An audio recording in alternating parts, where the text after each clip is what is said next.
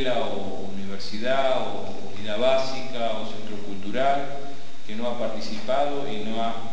debatido esto, que era como una especie de cajita feliz, porque querer hablar de la problemática humana en la guerra era ser un traidor y no poder hablar o reivindicar nuestra soberanía o los actos de heroísmo, porque la película no habla solamente de la historia de tres amigos y la problemática de los suicidios de tres amigos. Lo que habla de la película, dentro de lo que nosotros quisimos rescatar como parte importante, fue la batalla de Montelón, y hasta el propio Robert De Niro dijo que era impresionante cómo se había reconstruido una escena bélica, y fue trabajada con los propios veteranos, porque aparte de ser un obsesivo del cine, es un obsesivo de los detalles, y fuimos a los centros de combatientes de La Matanza, estuvimos con los soldados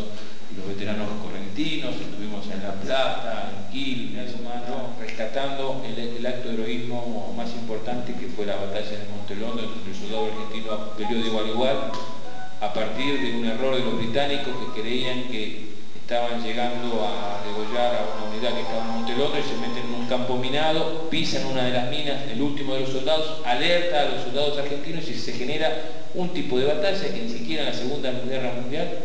había casi ocurrido, que era la batalla cuerpo a cuerpo. Hoy con la tecnología no existen ese tipo de batallas, hoy con los satélites, los radares,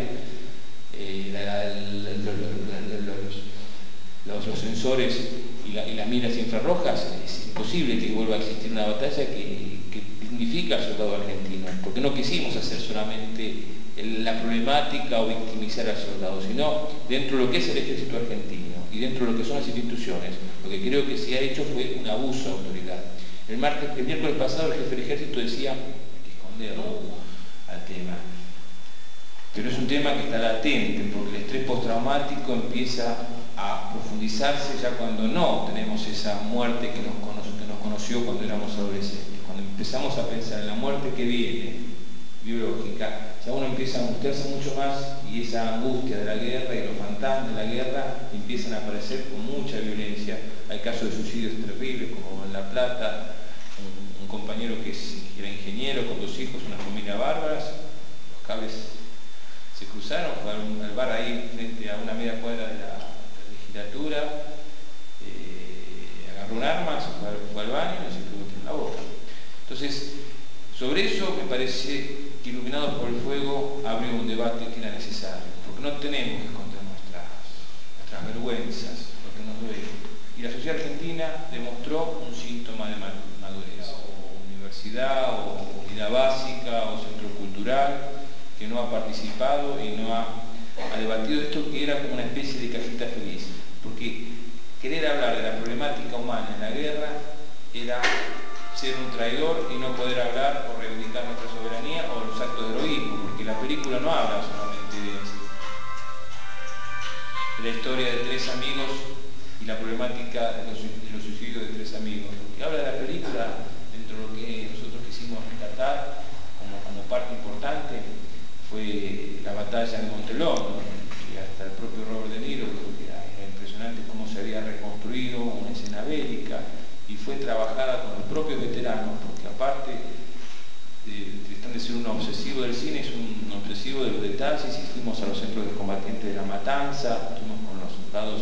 y los veteranos correntinos, estuvimos en La Plata, en Quilmes, rescatando el acto de heroísmo más importante, que fue la batalla de Montelón, donde el soldado argentino peleó de igual a igual, a partir de un error de los británicos que creían que estaban llegando a degollar a una unidad que estaba en Montelón, y se meten en un campo minado, pisan una de las minas, el último de los soldados, alerta a los soldados argentinos, y se genera un tipo de batalla que ni siquiera en la Segunda Guerra Mundial había casi ocurrido, que era la batalla cuerpo a cuerpo. Hoy con la tecnología no existen ese tipo de batallas, hoy con los satélites, los radares,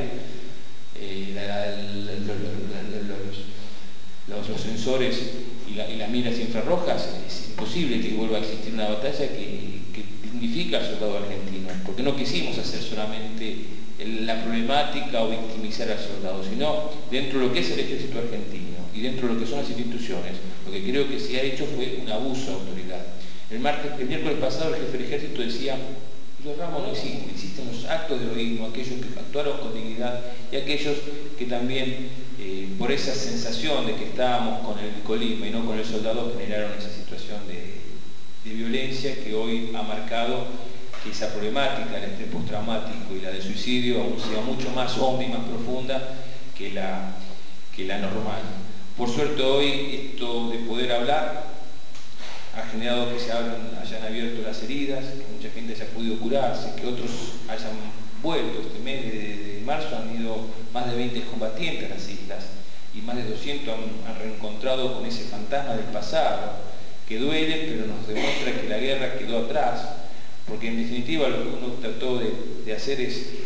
abrir la cabeza mirando al futuro, metiendo nuestro pasado, pero sin odio, sin rencor, tratando de tener dignidad, apostando a la vida, pero apostando al futuro, porque mis hijos, como los hijos de los padres que pidieron a sus hijos en esta situación estos días,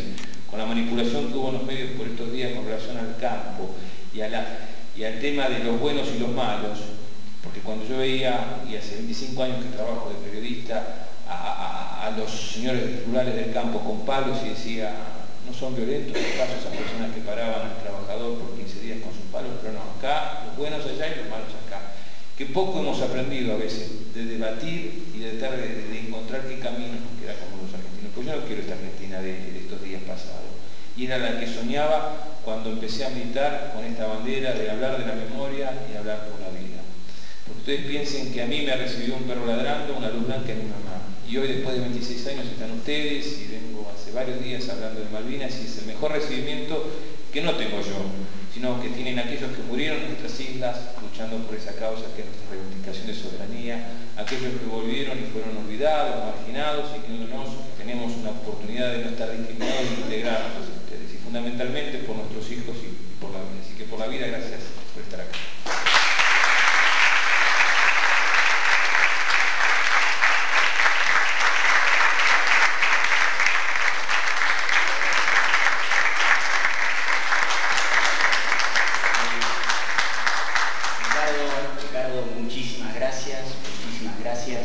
La idea es,